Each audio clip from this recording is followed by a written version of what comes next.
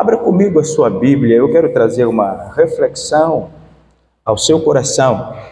Está no livro de Lucas. Livro de Lucas, Lucas 17. Lucas capítulo 8. Nós vamos estar, o texto da nossa reflexão está a partir do versículo 26 até o versículo 39.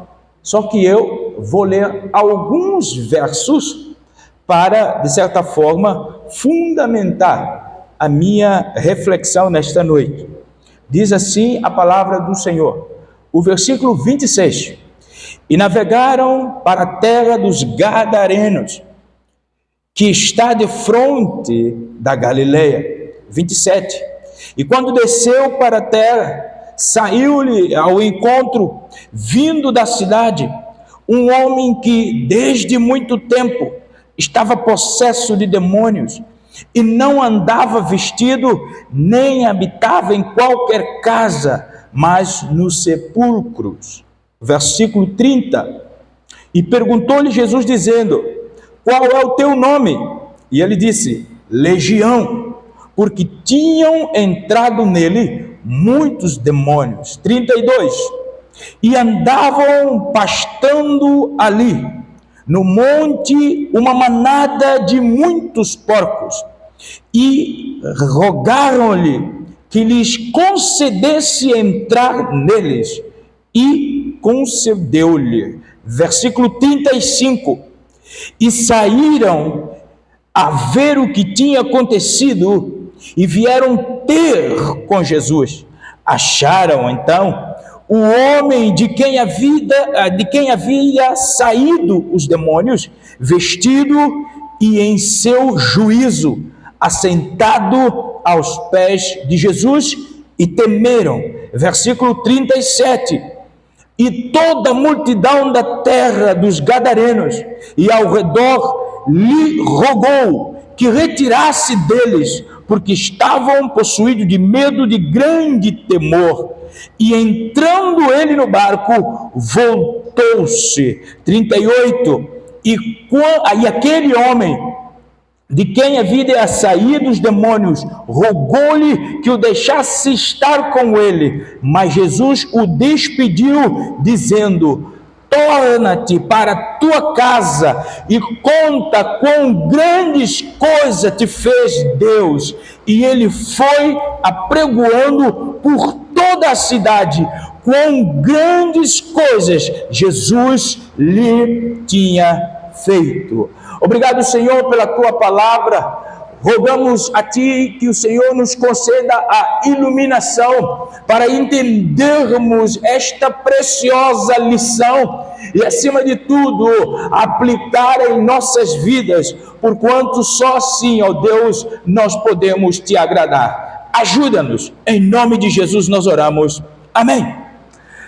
Qual é o contexto por trás desta história ou destes versículos que eu li? A bem da verdade, Jesus estava com seus discípulos e sente automaticamente de Deus o desejo de passar ao outro lado do mar. Mas no meio da caminhada, ventos fortes estavam, de certa forma, abatendo aquele navio do qual eles estavam usando como meio de transporte até aquele lugar. Tempestade. Mas quando Jesus ultrapassa tudo isto, repara que ele chega agora no 26. E no 26 a tempestade já passou. Essa tempestade que ele acalma de 22 até o 25. Agora Jesus está diante do porto da qual ele desejava chegar. Jesus foi até ali, navegou até a terra dos Gadarenos, e agora estava Jesus na praia, depois de passar com grande tribulação. E logo Jesus encontra o objeto da sua missão naquele lugar. Jesus encontra a razão por trás, ou o valor por trás de ter passado toda aquela calamidade no mar, e que ele viu que valeu a pena, ou que valeria a pena, todo o custo dele e dos seus discípulos, o perigo que correram, até a praia da Gadara. Jesus encontra, é simplesmente atendido agora, chega um homem correndo atrás dele. E quando encontra com Jesus, Jesus percebe, ou na verdade os discípulos percebem, todos eles, o que Jesus foi lá fazer. Acredito que enquanto estavam no barco, os discípulos estavam perguntando, mas mestre do céu, por que passar por tudo isso? Por que tem que sofrer? Quase o barco poderia ir a pique. Mas quando eles chegam naquela praia, depois de passarem por tempestade, e eles encontram aquele homem, eu acho que eles começaram a cantar aquela música de Juliano Som. Senhor, valeu a pena, sim, valeu a pena. Eles viram o que Jesus estava vendo antes de entrar no barco. Por isso eu e a minha e a sua vida, Jesus nos conhece antes mesmo de nós nascermos. E o propósito para a nossa vida, Ele já tem escrito nos seus livros, antes mesmo de nós fecundarmos dentro das nossas mães. Há um livro escrito a nossa história, há um propósito estabelecido por nós. Nem o inimigo, nem as proposituras do tempo presente poderão apagar aquilo que Deus tem para as nossas vidas. Basta eu e você nos deixar ser levado por Jesus. Até então os discípulos não entendiam, e até então muitas das vezes nós também não conseguimos entender toda a calamidade em torno de nós mesmos. Só que há uma frase bastante linda, dita por pastor Neil Barreto, algo bastante importante. Ele diz assim: nem sempre o que se mostra óbvio é o ensinamento que o Senhor pretende nos dar em tudo na nossa vida.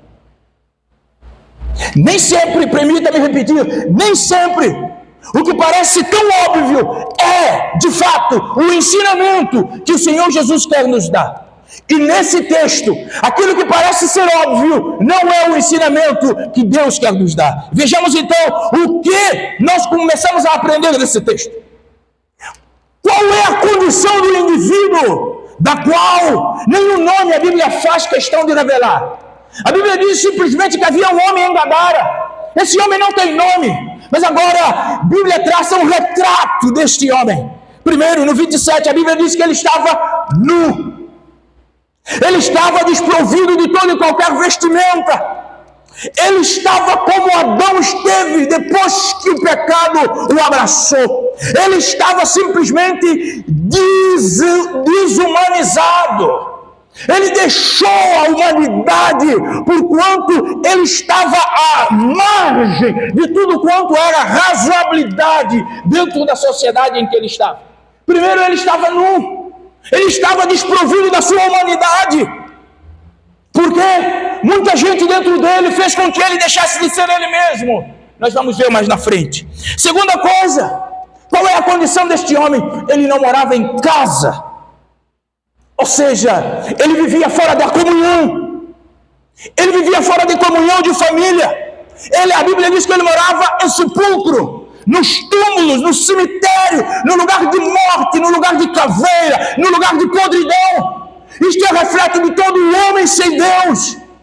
Ele vive fora da família, ele vive fora do propósito, ele vive no lugar de morte, porque se os nossos dias que se aproximam do fim chegarem a nos alcançar sem Deus, o destino final é a morte, e a morte eterna.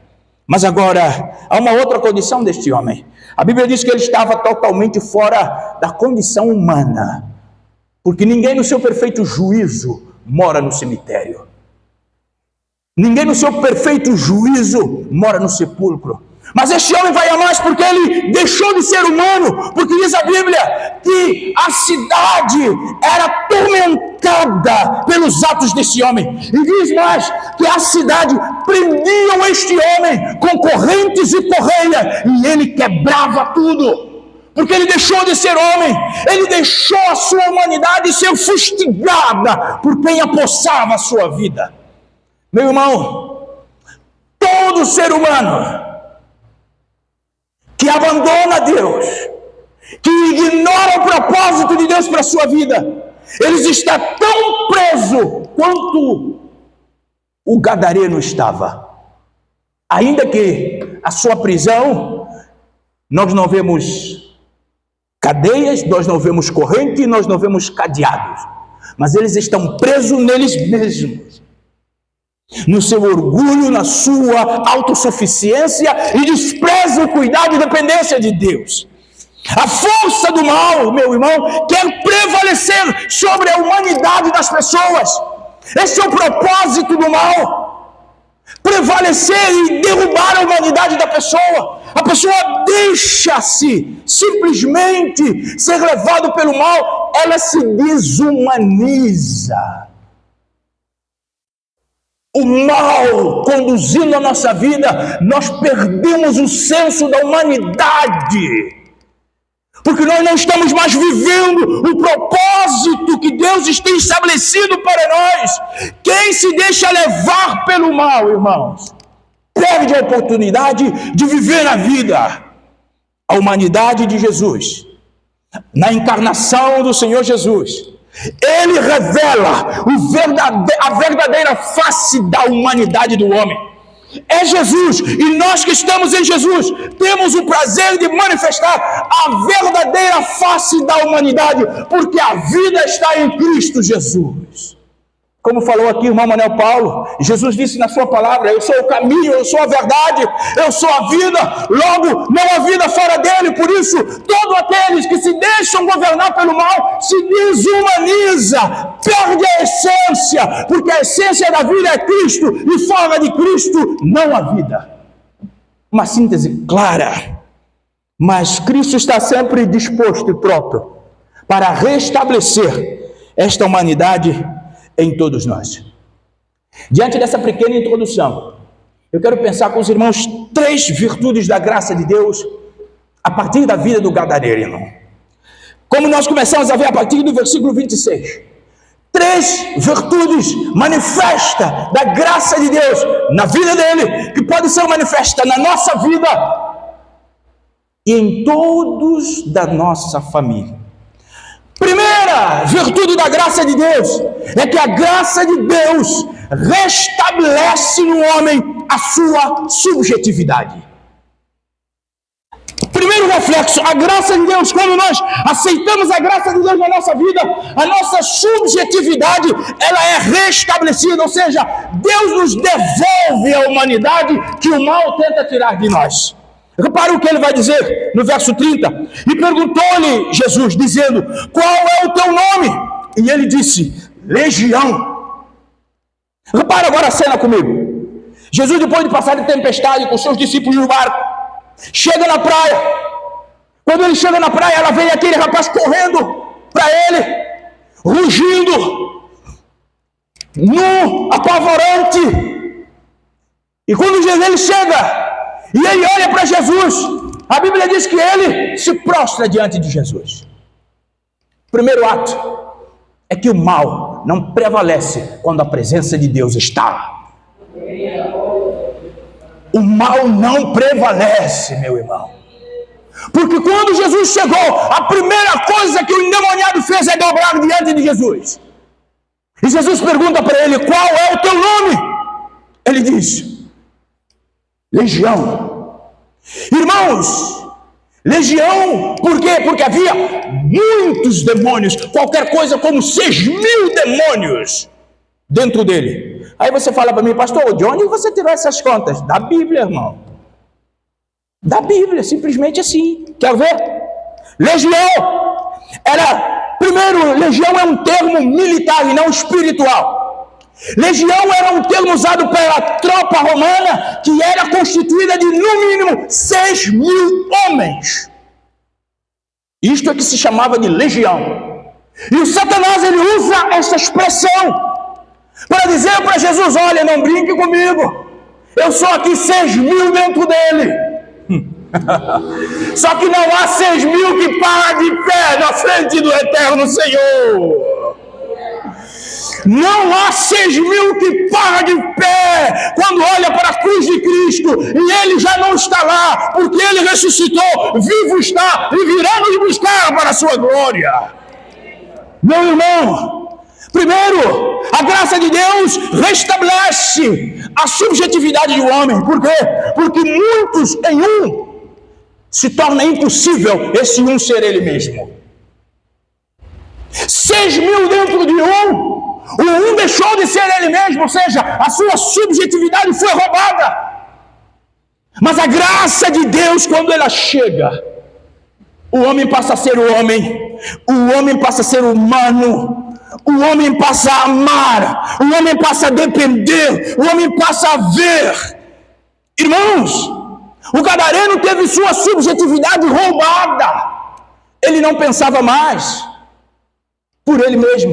Ele era influenciado pela massa, a massa que estava dentro dele. Os demônios dentro dele é que faziam o que queriam dele. A sua subjetividade foi tirada, extirpada. Ele foi vilipendiado. Eu e você, se nós não entendemos isto, nós podemos ser massa de manobra da multidão, fazer o que todo mundo faz, ir para onde todo mundo vai, vestir o que todo mundo veste. Você quer ver um retrato claro da massa de manobra? É agora na Copa do Mundo. Um jogador com suas problemáticas existenciais faz um corte de cabelo esquisito, toda a garotada faz também. Sabe por quê? A subjetividade foi roubada. A pessoa já não é ela mesma. Ela vive como o outro, ela produz o que o outro está, ela replica o que o outro está produzindo. Ela deixou de ser ela. Simplesmente por quê? Porque Deus não é o seu Senhor ainda. Porque se Deus for o seu Senhor, Ele sabe que Deus o criou diferente, individual, para a sua glória. Você é único, não queira ser eco dos outros. Não queira ser eco dos outros, meu irmão. Deus criou você para ser uma voz. Sabe, irmã Eude, quando eu ainda andava no seminário, eu tinha uma admiração pelos meus colegas que pregavam de forma tão calminha. Aí eu falei, Jesus, me deixa assim, calminho assim. Até uma vez que alguém falou para mim, ei, não queira ser eco de outra pessoa. Deus criou você assim para você ser assim, Ele tem um propósito para você assim. Então por isso eu prego com convicção do que eu estou pregando, porque isso é a vida. Repara algo bastante importante. A subjetividade dele foi roubada. O endemoniado era tão perigoso que ele morava fora da civilização. Ele se refugiava em túmulos abandonados, que está comendo carniça. Sabe por quê? Ele já não era ele. Meu irmão, isso é tão sério. Quando eu e você simplesmente dançamos a música que todo mundo está tocando, vestimos a roupa que todo mundo está vestindo, sem considerar que você é o cidadão do céu, você é do reino de Deus. Jesus veio para todos, meu irmão, mas Jesus, Ele salvaguarda a subjetividade de cada um. Jesus não nos tem como filhos em manada. Jesus conhece cada um de nós no nosso particular, na nossa subjetividade. Tanto assim é que Jesus veio para salvar a humanidade, mas Ele tinha tempo para a individualidade. Que diga a mulher de fluxo de sangue, que diga Jairo e a sua filha, que diga a sogra de Pedro, que diga as crianças na evangelização de Jesus. Ou seja, a massa estava reunida, mas Jesus tratava de cada um particular. Meu irmão, não queira ter intimidade com Deus só na multidão. Cria seu altar na sua casa, porque o mesmo Deus que está aqui nesta noite, Ele estará lá na sua casa. Ele quer ser teu particular, Ele quer que você viva essa subjetividade que Ele criou, cada um de nós. Jesus tinha tempo para cada indivíduo, Jesus tem tempo para cada indivíduo. Repara algo bastante importante, Jesus veio para redimir toda a criação por causa do pecado. Mas em meio a esta tarefa macro, Jesus se ocupava também das tarefas micros, que era atender a necessidade individual de cada um. Repara que Jesus ultrapassa toda uma tempestade para atender o indivíduo. Aleluia! Jesus passa um mar revolto, chega numa praia para atender um único indivíduo. que estava necessitado da liberdade e da libertação em Cristo Jesus, meu irmão. Jesus tinha sempre a preocupação de entender a subjetividade. Irmãos, o gadareno, ele se tornou habitação de terceiro. O gadareno já não havia mais a humanidade nele, porque ele não era dono de si mesmo. Quando Jesus perguntou quem ou como é o seu nome, ele respondeu: Legião. Sabe o que o inimigo estava respondendo para Deus? Esse aqui é meu. Ele é minha habitação. Porque ele agora é legião.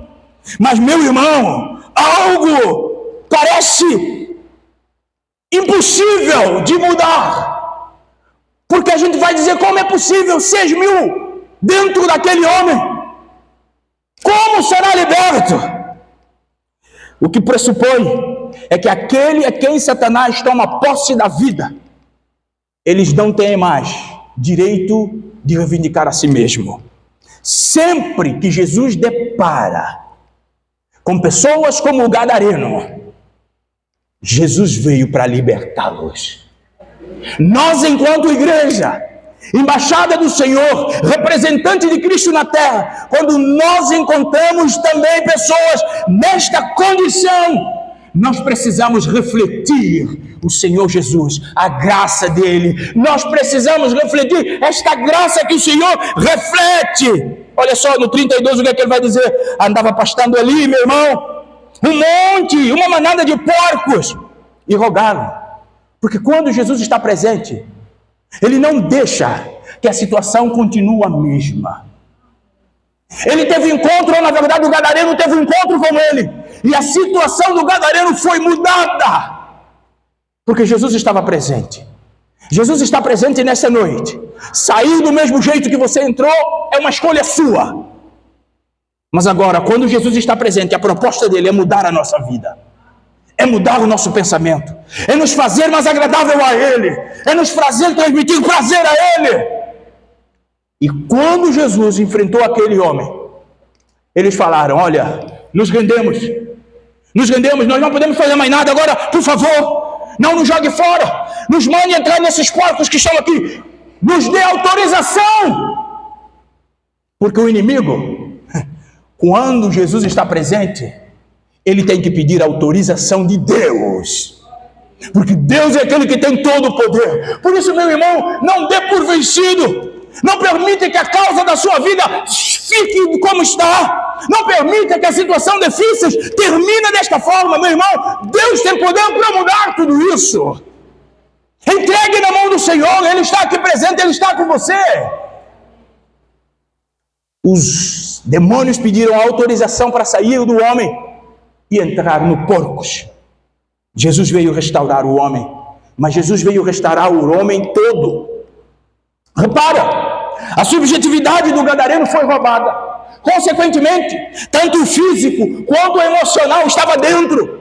Também ele não se parecia com gente. Mas Jesus, ele restabelece a subjetividade daquele homem. Jesus deixa ele agora novamente humano. Jesus traz ele novamente para convívio. Jesus dá a ele agora um novo nome, porque agora as pessoas veem, ele estava sentado em pleno juízo. Em pleno juízo. Isso é o que Jesus faz na vida daqueles que abram o seu coração para Ele. Jesus muda a história, Jesus dá um novo sentido à vida. Meu irmão, minha irmã, é por isso que ele diz que no Atos capítulo 4, verso 12, que não há outro meio, não há outro nome, é só Jesus. Por isso, meu irmão, na evangelização de Cristo Jesus, o receber Jesus não é o suficiente. Precisa receber e continuar vivendo. Porque duas coisas especiais acontecem. Quando você aceita Jesus, quando você recebe andar com Jesus, você já está pronto para morrer. Mas ainda não está pronto para viver. Mas agora, quando você permanece em Jesus, você está pronto para viver e caminhar quando está pronto para morrer. Foi aquilo que Jesus veio até Gadara para explicar. A segunda coisa, a segunda manifestação da graça. A graça reconcilia família. Primeiro, a graça restabelece a subjetividade. Segundo, a graça reconcilia família. Repara o que ele vai dizer aqui, no verso 39. Torna para a tua casa e conta quão grandes coisas te fez Deus. E ele foi apregoando por toda a cidade quão grandes coisas Jesus lhe tinha feito. Meu irmão, que coisa maravilhosa. Repara algo bastante importante, que depois de Jesus libertar aquele homem da possessão maligna, esse homem chega até Jesus e manifesta em gratidão um grande desejo. E o desejo era de seguir Jesus. Só que Jesus disse: volte para a tua casa. Vai para a tua casa. Vamos entender por que Jesus falou isso, irmãos? Isso é lindo. Volte para a tua casa. Embora o sentimento da gratidão por parte dele era servir a Jesus, porém Jesus disse a ele simplesmente: você agora tem uma nova tarefa. Você quer me seguir? Não precisa me acompanhar.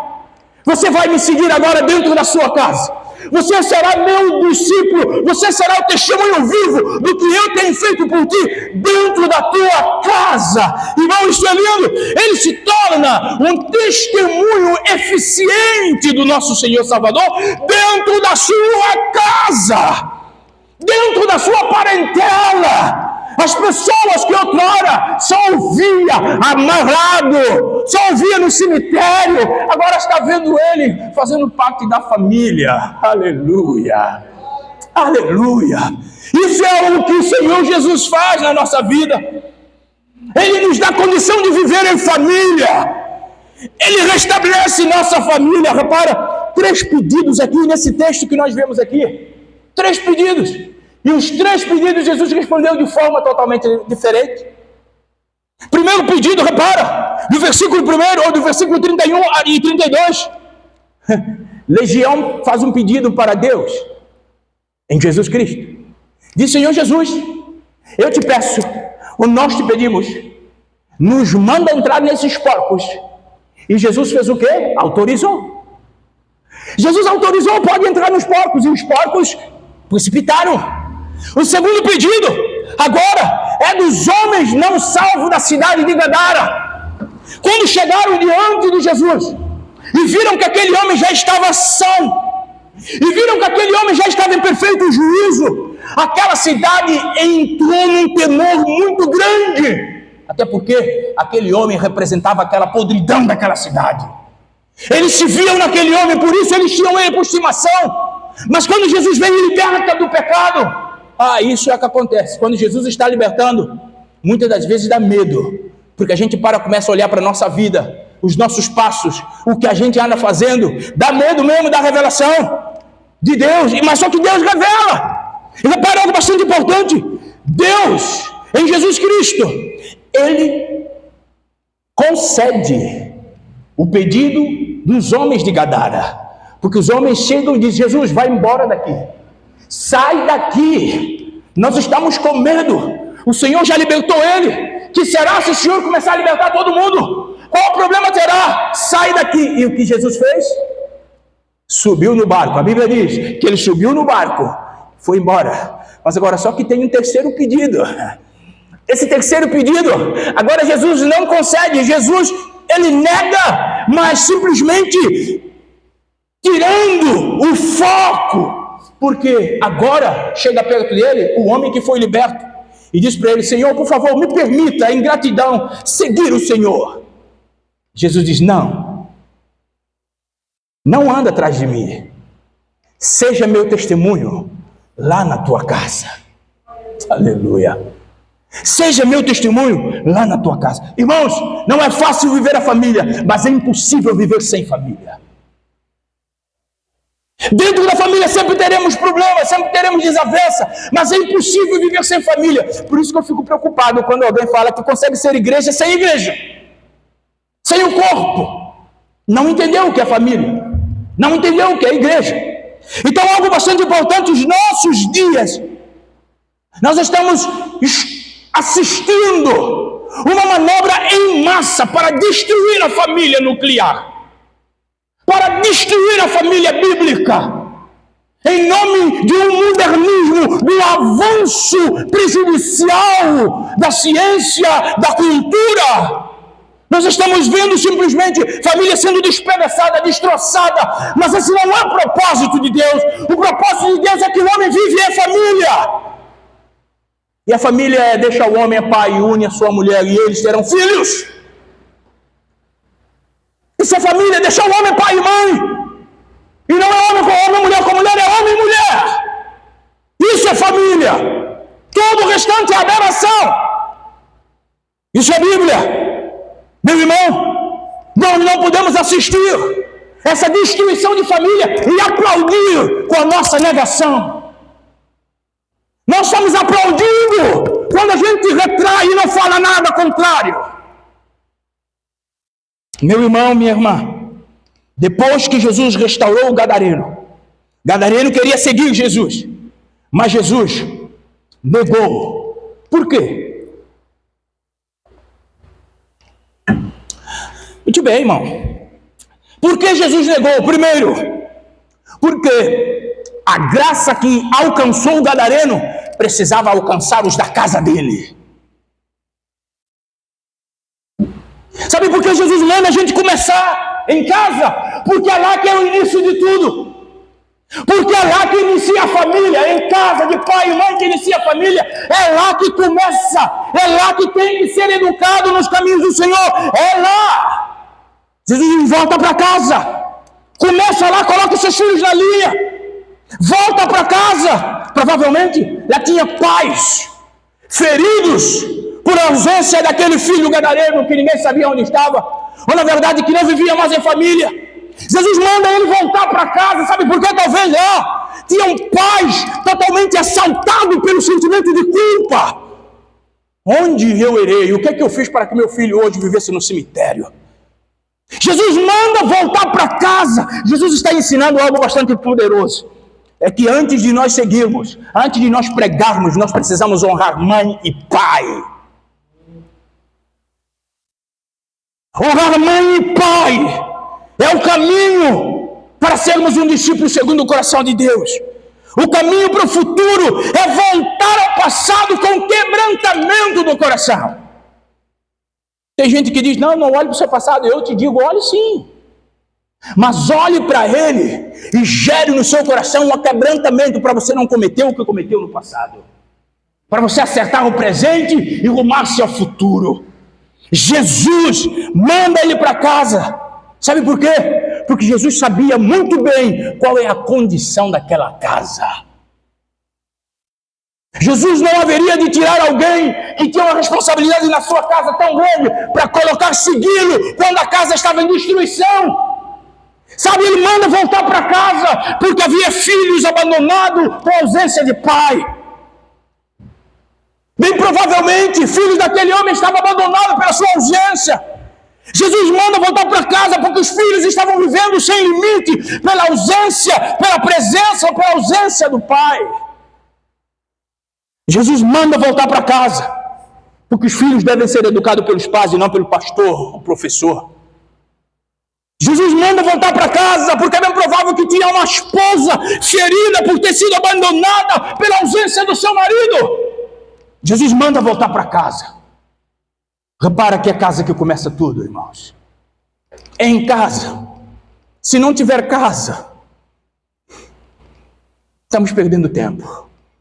Se a nossa casa não estiver em linha, nós podemos estar passando por um grande perigo. Jesus simplesmente está mostrando o seu cuidado para com a família.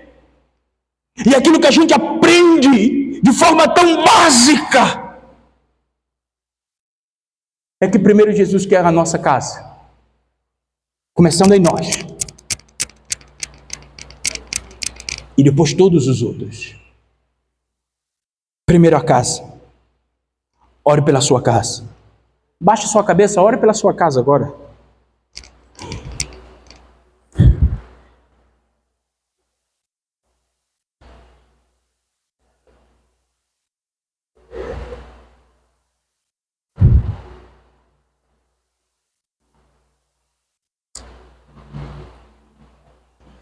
Terceiro e último reflexo da graça é que a graça de Deus,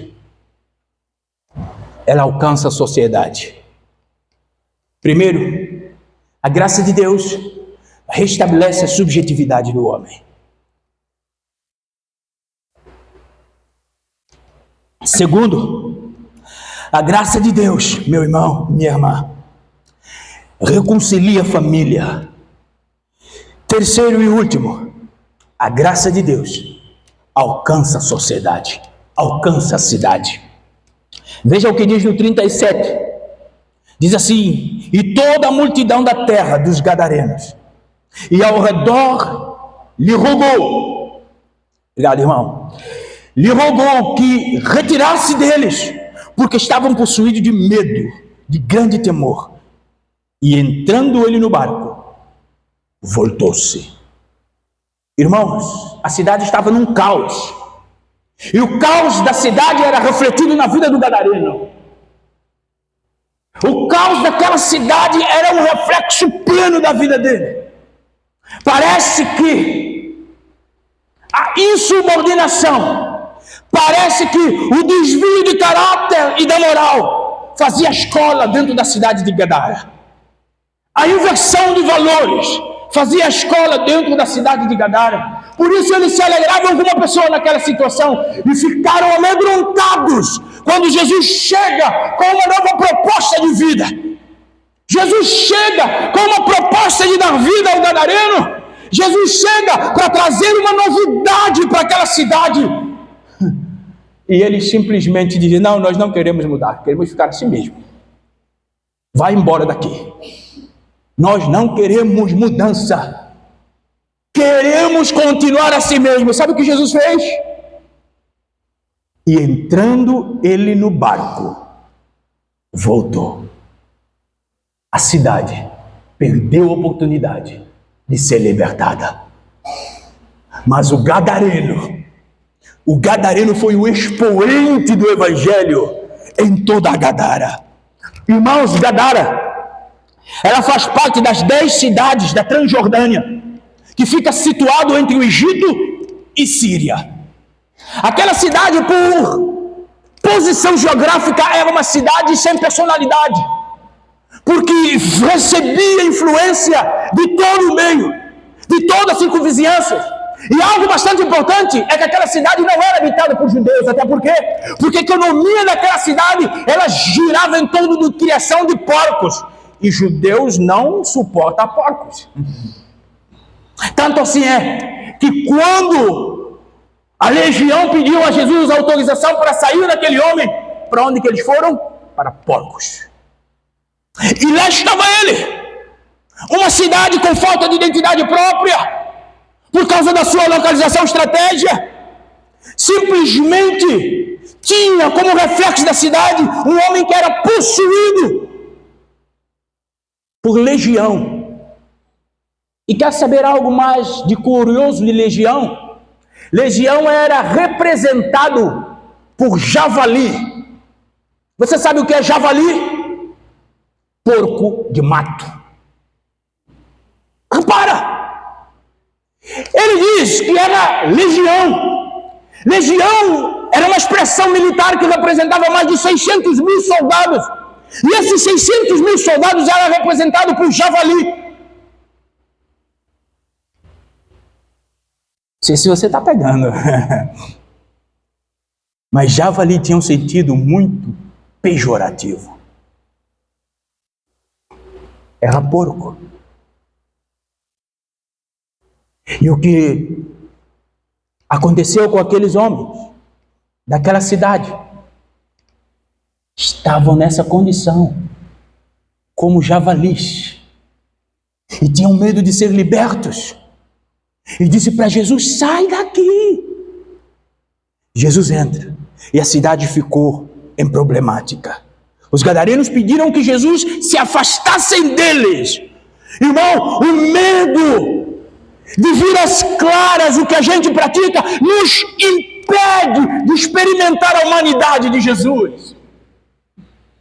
O medo de você ter o seu presente e o seu passado revelado, por vezes interfere ou fecha você de viver a humanidade que Jesus está propondo para cada um de nós. Meu irmão, minha irmã, vivamos de Jesus, para a glória do seu nome. Os gadarenos preferiam ficar como estavam. E eu e você? Diante da aparição de Jesus, diante da palavra do Senhor, diante da experiência verdadeira da humanização que nós temos quando dobramos diante de Jesus, a cidade rejeitou Jesus. Isso acontece frequentemente nos nossos dias. Rejeitando Jesus. Acontece frequentemente quando nós preferimos nossa vontade em detrimento da vontade de Deus, o Eterno. O nosso egoísmo. Não, minha vida é do meu jeito. Não, minha família é do meu jeito. O Senhor não tem nada a ver com isso. Nós estamos dizendo para Jesus: fica de fora, por favor, não se meta. Por vezes a gente olha para um texto e a gente massacra os homens de Gadara. Por que rejeitaram Jesus? Só que tantas vezes nós fazemos igual, rejeitando ele, só que com classe. Mas estamos rejeitando ele, dia após dia. Aqueles que amam mais os seus porcos, perdem o seu Salvador. Porque o desespero daqueles homens daquela cidade era que os porcos precipitavam no mar. Eles amavam mais os porcos, eles amavam mais o seu objeto de estimação do que a presença do Senhor Jesus. Eles viram um homem liberto, eles viram, seus olhos contemplaram o mover do Senhor na vida de um homem que poderia ser reflexo de toda uma cidade. Mesmo assim, eles resolveram que Jesus deveria sair da cidade. Meu irmão, minha irmã, eu quero terminar nesta noite com algumas aplicações para a nossa vida. Primeiro, não menospreze o poder do seu inimigo. Não menospreze o poder do seu inimigo. Por quê? Porque muitos em um aniquila esse um. Não esqueça disso jamais. Ele era legião. Ele aniquilou o gadareno. Segundo, o inimigo, ele pode desconfigurar a sua vida, a sua família, a sua sociedade. Foi o que ele fez com o povo de Gadara. Ele desconfigurou que o valor deles estava invertido. Eles preferiram porcos em detrimento do Salvador da alma. O inimigo gera isso em nós. O diabo tem uma missão e ele não brinca de cumprir sua missão. Ele quer destruir, ele quer desconfigurar, ele quer matar, ele quer roubar. E ele não é preguiçoso quando o assunto se chama a missão dele. Ele não tem preguiça. Como diz o irmão Clóvis, o inimigo que mais que já sabe que está derrotado, mas ele não para um minuto de tentar a gente. É exatamente isso. Quando o assunto é sua missão, ele não é preguiçoso. Terceiro, precisamos desenvolver uma visão holística do mundo. Precisamos desenvolver uma visão holística do mundo. O que é isso? Uma visão holística do mundo é nós desenvolvermos uma visão completa do homem e da mulher que são alvo da nossa missão. Nós precisamos ocupar do homem do seu espiritual, do seu emocional, do seu físico. Isso é a visão holística da igreja. É isso que Jesus mostrou em favor do gadareno. É isso que nós precisamos mostrar por cada homem e cada mulher nesta cidade. Quarto, quando o poder do diabo é quebrado em qualquer alma, esta alma recupera e volta à condição correta da sua humanidade. Quando o poder do inimigo é quebrado na vida do homem, ele volta a ser homem. Porque ele volta a ser ele volta a ser o propósito de Deus. A igreja, eu, você, nós precisamos, como gadareno, sair pregando, mas pregando de tal forma que as pessoas escutem os nossos testemunhos com os olhos. Que as pessoas escutem as nossas pregações com os olhos. Baixe a sua cabeça. Eu quero orar com você. Jesus, Filho de Davi, tem misericórdia de nós. Essa é minha oração nessa noite. Em nome de Jesus.